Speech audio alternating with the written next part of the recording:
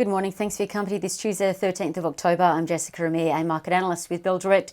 Well, another positive day is on the cards for the Aussie share market. Earlier, the futures were suggesting a lift of 0.8%, which will push us off the 6-week high that the market hit yesterday of 6,132 points, with investors continuing to seek out favour and invest in momentum, growth stocks and those tied to the economic recovery. Now, overnight in the US, another positive session. Optimism was high ahead of the third quarter earnings being released, with JPMorgan Chase and Delta Air reporting as early as tomorrow. Sentiment also high on hopes of a stimulus package being inked, which will provide US individuals with a $1,200 payment, a bit of pocket money. So US equities climbed further north. We saw tech stocks up the most. Apple shares up significantly, 6.4%. That was their best gain since July, ahead of unveiling their first 5G iPhone. We also saw Facebook and Amazon shares follow up over 4% each. As for the major indices, the Nasdaq jetpacked the most, of course, fueled by those tech gains. The Nasdaq ended 2.6% higher. The broader S&P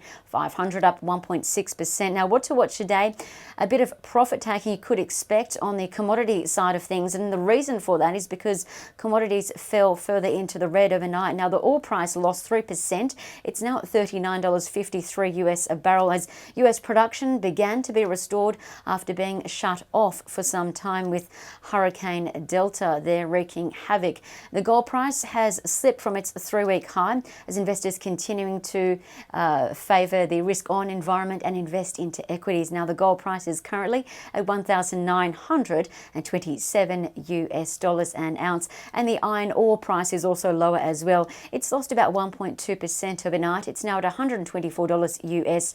Also, keep an eye on AGMs today and what the market announcements or sensitive announcements coming out of that are. AGMs today being held for CBA, Telstra and EBOS Group, just to name a few. As for trading ideas that could be worth a look, well, Bapcor had their price target and ratings increased by 2 brokers, UBS and Citi. Now, UBS increased Bapcor's target to $8.55. Citi also reiterated the car part accessory business as a buy, revving up its target to $8.80, with Citi saying the business that owns Autobahn, Midas, tyres, just to name a few, is its top pick in the auto sector. Now, Bapcor sales are up 29% from August to September. That was less than the 50% growth that they saw in July, but nevertheless, sales are still trending higher. Now, since early August, Bapcor shares have grown 30%, but both Citi and UBS say there's plenty more upside to come.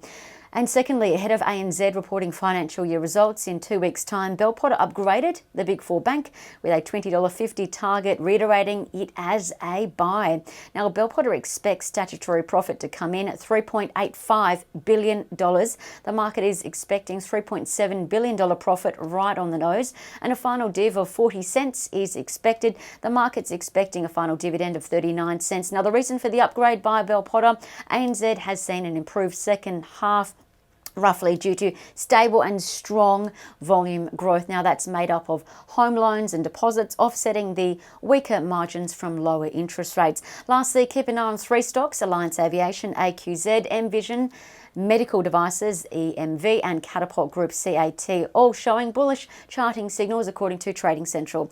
I'm Jessica Amir with Bell Direct. Stay safe. Happy trading.